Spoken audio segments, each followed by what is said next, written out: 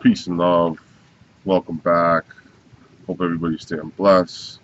We had to slightly adjust out here because we're dealing with these beautiful April showers, but April showers bring Mayflowers. So today what we're talking about, I want to honor the subject matter because no matter who you are, where you're from, what race or religion you are, this pertains to you. This is about all of us, and there's many different customs and religious traditions revolving around this year. And so I want to pay honor to those and honor to everybody who holds this as a sacred time of year. But today we're going to go deep.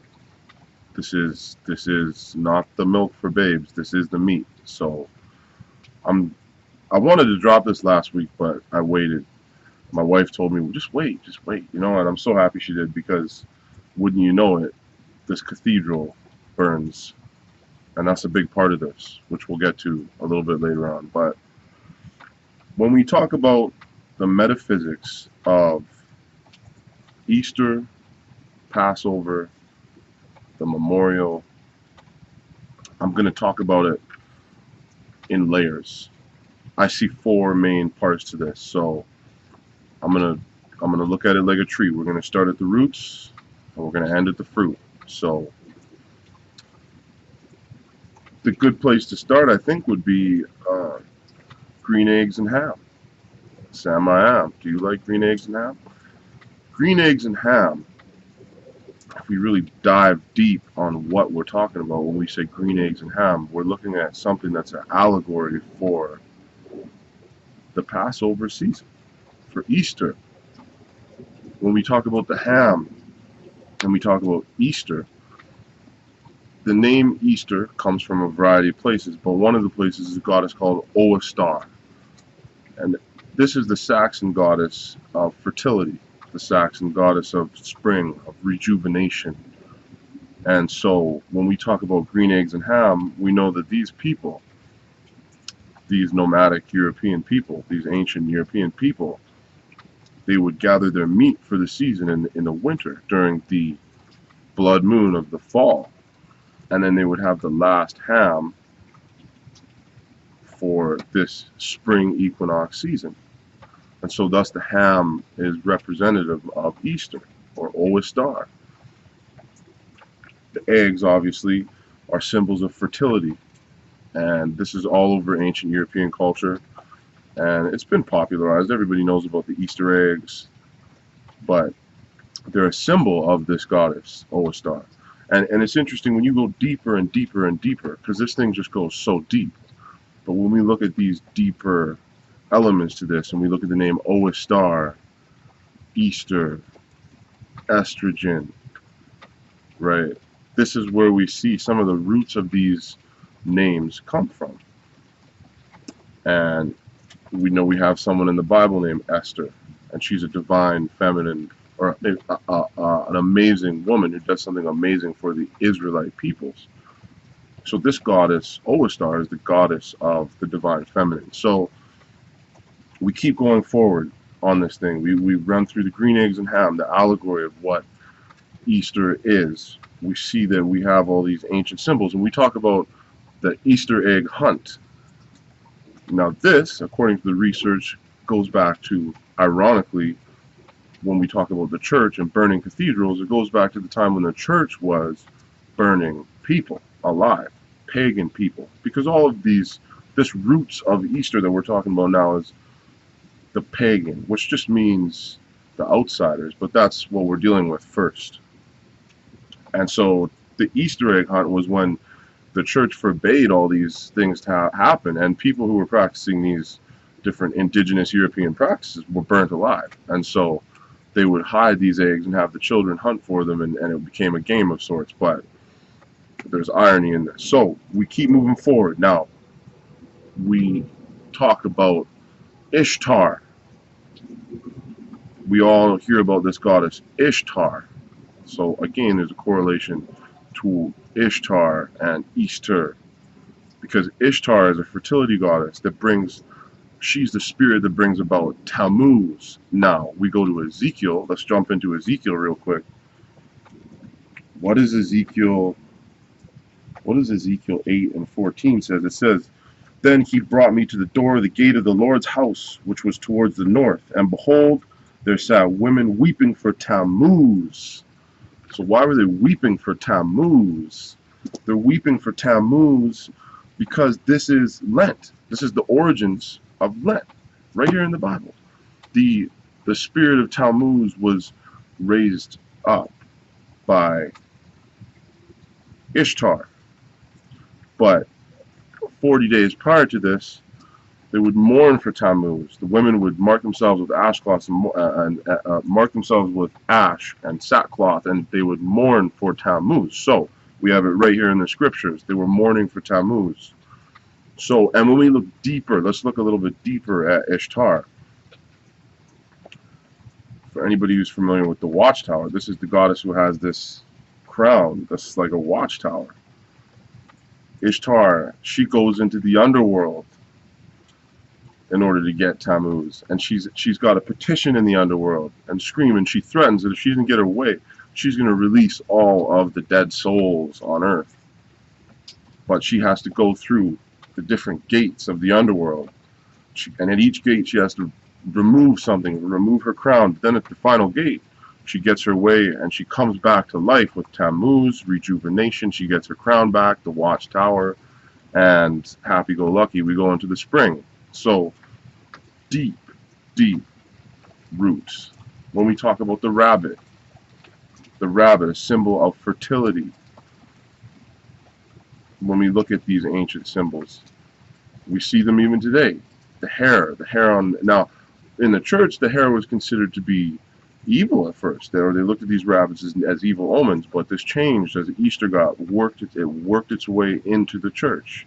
Lent worked its way into the church. All these things worked its way in. Now, it's important to say these nomadic peoples during this Easter celebration, or Oestar celebration of the spring vernal equinox, these people meditated.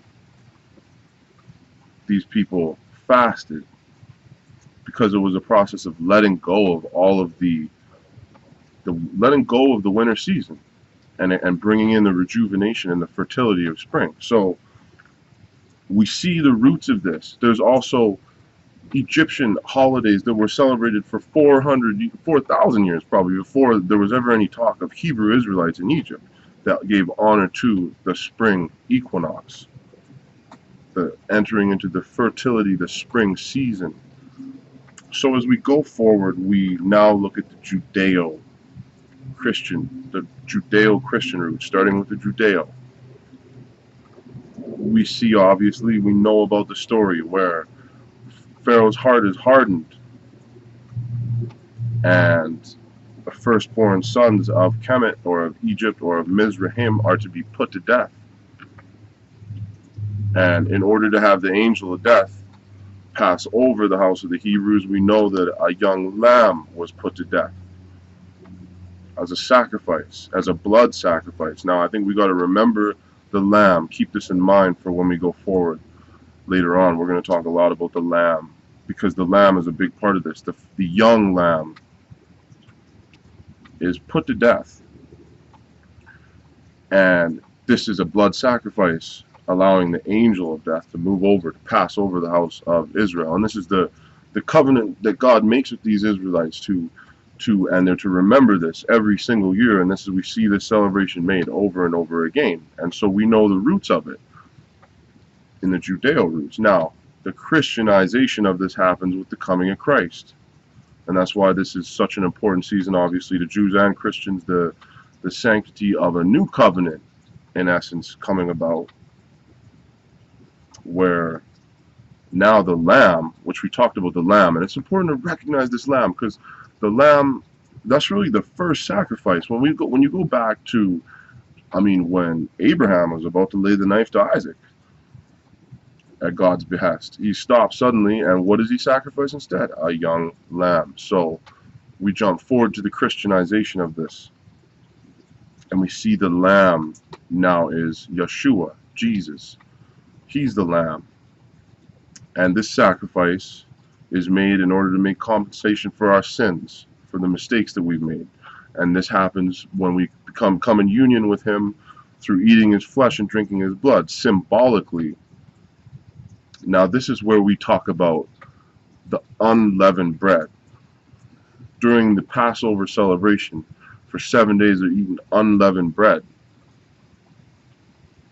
The leaven represents thoughts. I want to mention this now for when we go forward into the metaphysical aspect of all this in a moment.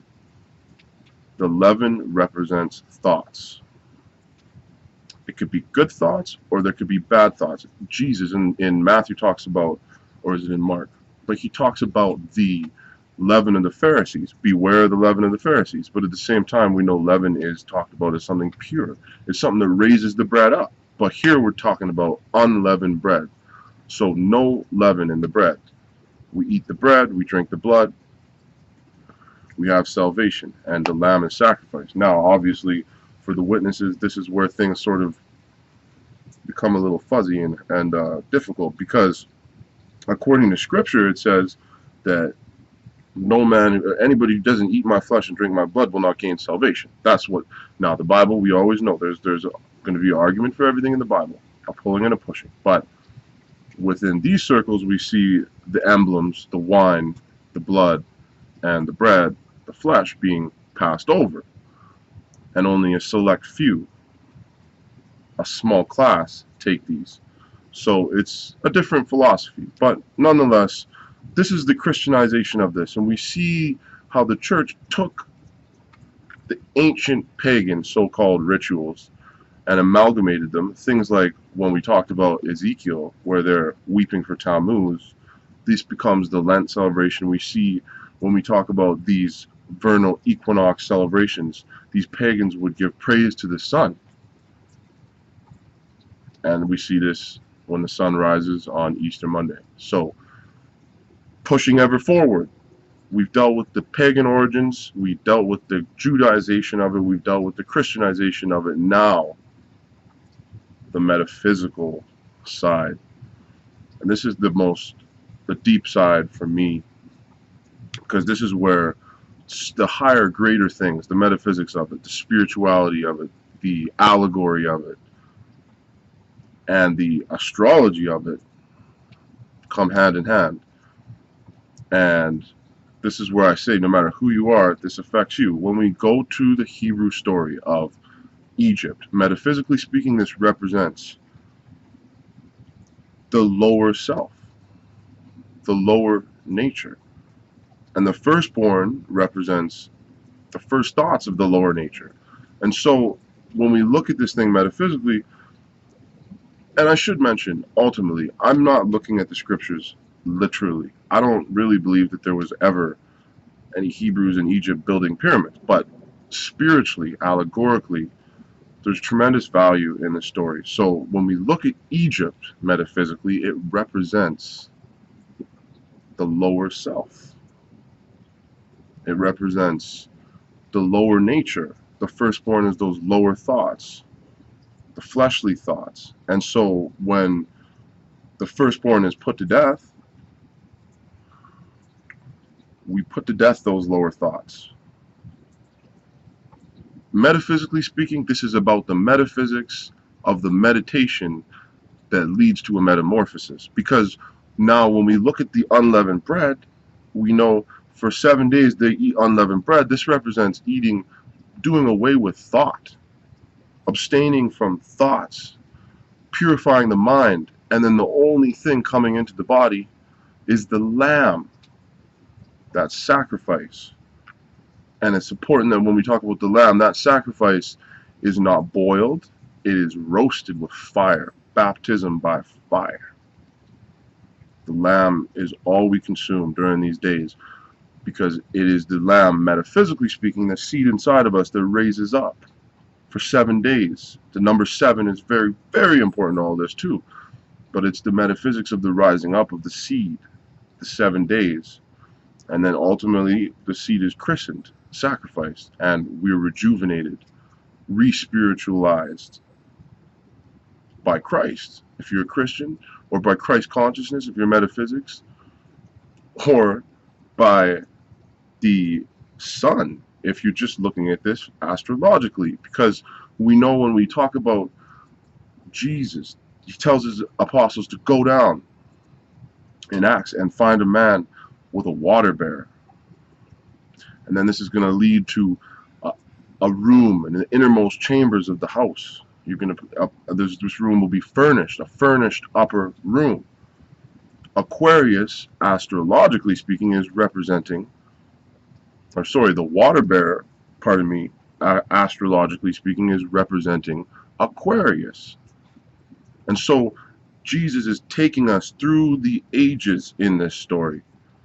He's taking us through the seasons. Now we're hitting Aquarius, then Pisces, and then the lamb is sacrificed at Aries, baptized by fire, by the sun, sacrificed so that we can live again, so we can have life again. So it's so cool how this is happening on so many levels. And it's talking, we have a process that happens in the book, we have a story, we have a tradition that we hold and we carry, but then we have a process that's happening within, and then we have a process that's happening without, above, in the heavens above. So this is momentous, powerful stuff. And like I said, the meditation, the metaphysics of the meditation, it leads to a metamorphosis, because those 7 days are a period of meditating. We know those ancients, they rested, they meditated. We let go of the old. We purify ourselves for those times and prepare for the sacrifice and the rejuvenation. So we really hit hard on 4 elements, the 4 major elements of what this season is. But I would be remiss to not discuss the dark side, because there's definitely a dark side. I made a video at the beginning of the month when we had this whole thing happen with this guy Tony Morris, and I clearly said prepare for more crazy things like this to go down. And what have we seen throughout the month of April?